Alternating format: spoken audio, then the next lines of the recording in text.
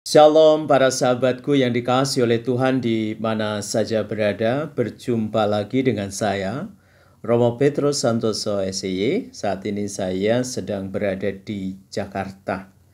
Pada kesempatan ini saya ingin membagikan satu refleksi dengan judul Bangga banget menjadi orang Katolik. Bangga banget menjadi orang Katolik. Para sahabatku, kalau misalnya kamu ditanya demikian, apakah kamu orang Katolik? Jawablah dengan mantap, tanpa ragu. Ya, saya orang Katolik dan saya bangga. Mantap. Jawabnya harus begitu. Tentu para sahabat pernah ditanya ini dan itu berkaitan dengan iman kekatolikan kita. Saran saya, tidak usah bingung. Pada kesempatan ini saya ingin menuntunmu supaya kamu mempunyai jawaban yang mantap.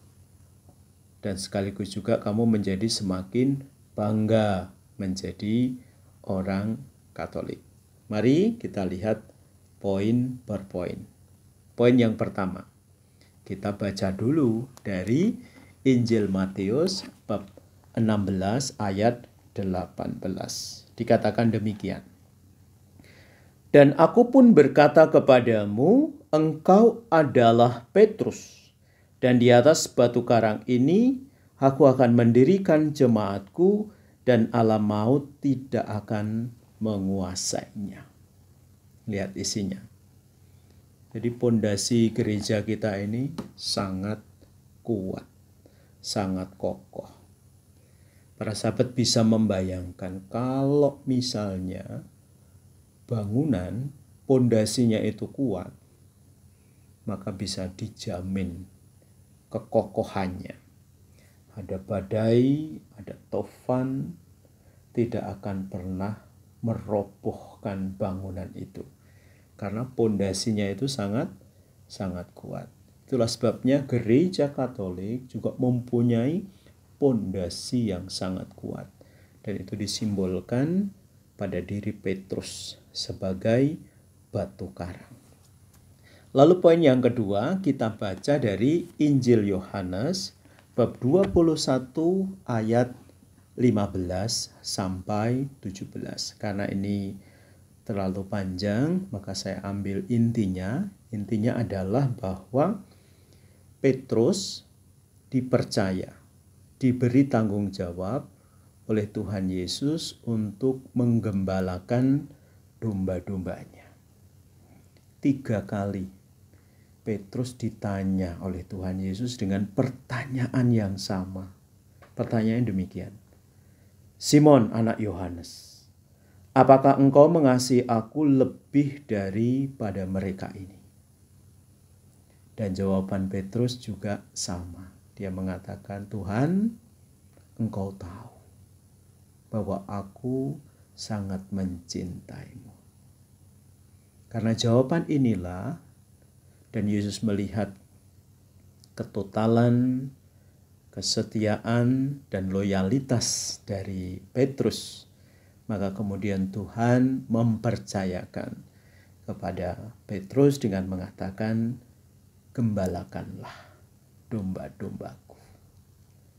Maka pada poin yang kedua ini, kita sebagai orang Katolik tidak bingung karena selalu ada pemimpin yang menggembalakan kita. Dalam hal ini adalah Santo Petrus dan kemudian diteruskan oleh yang lain. Dan sekarang kita mempunyai gembala kita yaitu Paus Fransiskus. Pribadi yang sangat luar biasa. Kemudian poin yang ketiga kita bisa mengatakan kita itu mempunyai kitab suci dan tradisi. Wow, jelas. Kitab suci kita jelas, tradisinya juga jelas, ajaran-ajarannya jelas, magisteriumnya jelas. Jadi kita mempunyai kitab suci dan tradisi. Ini poin yang ketiga yang membuat kita bangga menjadi orang Katolik. Kemudian poin yang keempat, Gereja Katolik memiliki 7 sakramen yang berdaya guna dan menjadi sarana bagi penyelamatan kita.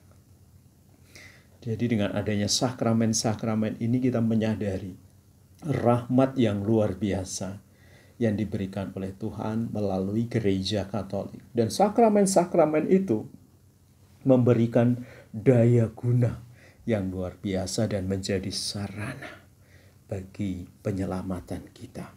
Lalu poin yang kelima, Gereja Katolik mempunyai ajaran dan hukum gereja kanonik yang jelas. Sehingga umat bisa mengetahui mana hal yang harus dilakukan dan mana yang tidak boleh dilakukan.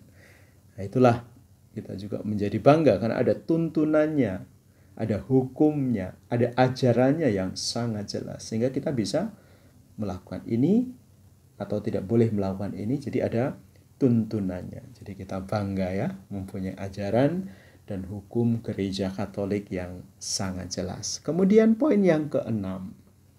Setiap dari kita diberi oleh Tuhan malaikat pelindung dan sekaligus juga santo santa pelindung. Sehingga kita bisa minta tolong kepada malaikat pelindung, santo santa pelindung kita supaya menyertai dan mendampingi perjalanan hidup kita. Wow, kita diberi hadiah oleh Tuhan ya toh, dengan malaikat pelindung. Lalu santo santa pelindung kita bisa memilih ketika kita dibaptis, kita mempunyai role model di dalam kehidupan Kristiani kita.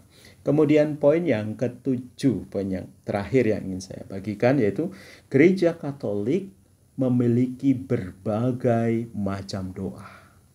Sangat kaya akan doa, baik doa devosi maupun liturgi. Wow, jadi kita mempunyai devosi yang sangat banyak dan ini benar-benar menjadi sarana bagi kita untuk membangun relasi yang lebih dekat, lebih intim ya toh, dengan Tuhan sendiri. Itulah para sahabatku yang dicintai oleh Tuhan.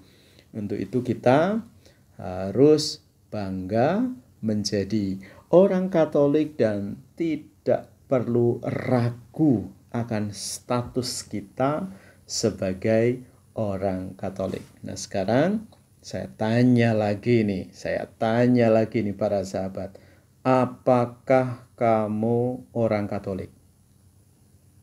Jawablah dengan mantap tanpa ragu. Ya, saya Katolik dan saya bangga menjadi orang Katolik.